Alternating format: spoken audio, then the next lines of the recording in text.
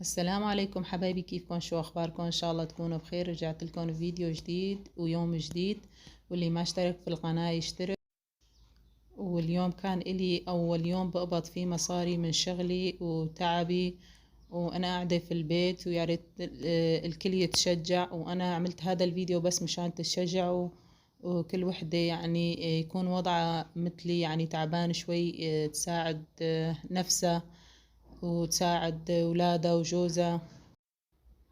انا كنت اتعلم صالون تجميل قبل ما اتجوز، وبعدين تركت مشان ولادي، وهلأ وضعي ما بيسمح اني انا اوقف واقعد في البيت وحاطة ايدي على خدي واستنى الفرج يجي او المصاري تجي لعندي. فقررت اني ارجع لشغلي وساعد اولادي وساعد جوزي، و...